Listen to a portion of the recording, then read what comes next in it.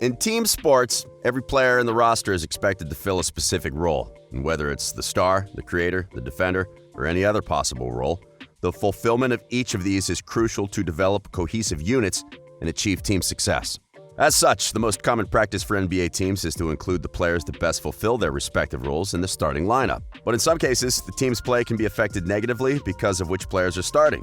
And if you've been following the Lakers' recent play, there's a case to be made that their issues could be caused because of their starting lineup. But if you're wondering what exactly are the problems that LeBron and company have been facing in the bubble, we're here to answer your questions. Welcome to Courtside. Today we'll talk about one of the greatest problems that the Lakers have had as of late, and how it can all come down to the starters. Back in the 2019 offseason, Los Angeles had just traded most of its young core, along with a few future draft selections, to the New Orleans Pelicans in exchange for all-star forward Anthony Davis. And though the prospect of pairing LeBron James with a top 5 talent that complemented his game seemed to turn the Lakers into instant contenders for the upcoming season, there was a question that needed to be answered. Who's going to play around them? After sending Ball, Ingram, and Hardaway, only Kyle Kuzma remained signed to a contract with the team aside from the star duo, and by acquiring Davis's contract, the Lakers were left without too much cap space to maneuver through free agency and fill out the roster. They were able to do that probably as good as anyone could have asked for, given the circumstances. They re-signed JaVale McGee, KCP, Rajon Rondo, and Alex Caruso, and were able to acquire players like Avery Bradley, Dwight Howard, Quinn Cook, and Danny Green to complete their rotation. With the roster set, the Lakers had enough bodies to put around their stars, and with new coach Frank Vogel deciding to make James the primary ball handler and play Davis at his preferred power forward position, the players that started with them on opening night were Bradley, Green, and McGee. Despite not being the most intimidating starting lineup, it still managed to get the job done.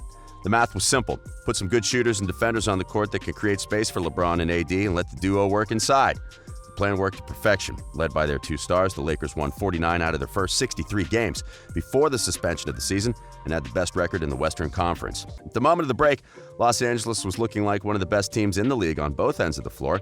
LeBron had been displaying an outstanding offensive play since the All-Star weekend, and Davis was anchoring the defense while also providing great offense. But since the restart of the season in Orlando, the Lakers have been among the teams that haven't been able to regain their best form. They went 3-5 in the seeding games and, despite still displaying a good defense, were easily defeated by other playoff teams on their way to the second lowest effective field goal percentage among teams that were invited to the bubble. The reason for this? They've shot a dreadful 30.3% from the three-point range, the lowest among all 22 teams, while also having 3 of the lowest scoring games throughout the season restart. While the Lakers haven't made any significant changes to their offense aside from adjusting to playing without Bradley and Rondo, their three-pointers just haven't been falling as they used to before the break. And without the additional spacing that's provided when the long-range jumpers are consistently being made, opposing defenses have focused on crowding the paint and daring the Lakers to beat them from the outside. So far, the results haven't been good. Now, one may question whether Bradley or Rondo had this big of an impact on the offense for LA, and the former opted to remain out of the bubble before the season restart, and the later suffered an injury before the seeding game started, but is on his way back. Rondo is arguably the second best passer on the Lakers roster, and if he's not playing, there's a bigger burden on LeBron to create plays for the team. But aside from his passing skills and his leadership, he's not a great shooter either and doesn't help with the spacing issue. Bradley, as we mentioned earlier, was one of the starting guards before the season suspension. He's an efficient 3-and-D type of player, but his production wasn't irreplaceable by any means. His game and the one of KCP are very similar, and that's the reason why the latter has replaced him in the starting lineup. One could argue that the inclusion of KCP in the starting lineup could be the reason for the team's struggles, though previous evidence seems to suggest otherwise.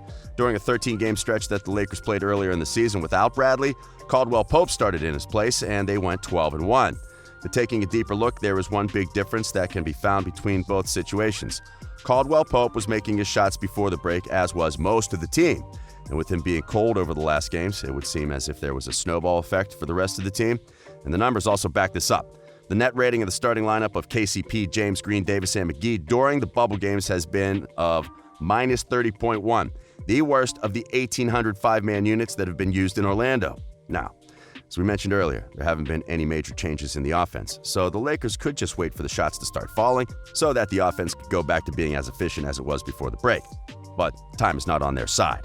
The seeding games are over, and they're matched against a Portland team that has been playing for its life the past few weeks and that is hungry to prove that it belongs among the contenders in the West. The Blazers also have a healthy team for the first time since the season began. 2 stars in Damian Lillard and CJ McCollum that can get hot at any given moment. Jusuf Nurkic as an interior threat and a rejuvenated Carmelo Anthony as their third option. In conclusion, they're not just a regular 8 seed. And if the Lakers plan not only on moving past the Blazers, but also on making a championship run, Frank Vogel and his staff need to start looking at other options to fix the shooting troubles of the team. In this regard, two moves could make things easier for the offense. First, replacing KCP in the starting lineup. Second, taking McGee out of the starting lineup and moving Davis to the center position. The first move, while easy to make on the paper, doesn't have a clear answer. If KCP was to be taken out of the starting lineup, his replacement should be someone that's displayed a better shooting touch over the last few games. The possible candidates for this spot could be Dion Waiters or J.R. Smith. Waiters providing a scoring punch off the bench while also creating a few opportunities for his teammates. Smith, on the other hand, wasn't shooting well from deep in the seeding games, but he's the kind of player that can get hot in a second. Each one has its question marks, but at this point, not doing something is just not an option for Vogel and the team. Regarding the second move, it would be the easiest to make and is one that's probably just waiting to happen. It's known that Davis doesn't like playing the 5, but is also known that he's one of the best finishers in the restricted area. Moving to the center position would allow him to take more shots from close range, while also allowing the team to replace McGee with a player that can create space for AD and LeBron to operate. The logical option would be to start Kuzma at the 4. During the seeding games, he showed improvement in his offensive numbers while also displaying a newfound commitment to playing better defense. And while Davis may not be completely sold on the idea of playing as a center for the most of the playoffs, it's undeniable that it would provide the Lakers with a better chance to win games. And at the end of the day, that's exactly what the playoffs are about.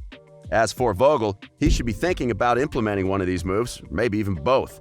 They could have some collateral effects on the bench play, but as the games become more intense, the rotations should shorten, so it shouldn't be that much of a problem. But whatever he and his staff decide to do, the only thing that's not an option for the Lakers is staying put and just waiting for the shots to start falling. That approach could cost them a series, and a first-round exit would probably be the most disappointing ending to a season in which they were expected to provide a championship. The differences between the pre-suspension and the post-suspension Lakers would make you think that they were two different squads, and opposing teams will try to make the most out of it and stop them from advancing on the playoffs. And while it's certain that the current circumstances seem to have taken a special toll on them, their star power gives them the benefit of the doubt. As long as they're able to make some moves on the fly, they should be fine for at least 2 rounds. But if they don't, things could get ugly for them. Now, do you think that the Lakers will get past their offensive struggles in time? Or will the bubble be too much of a challenge for them to overcome?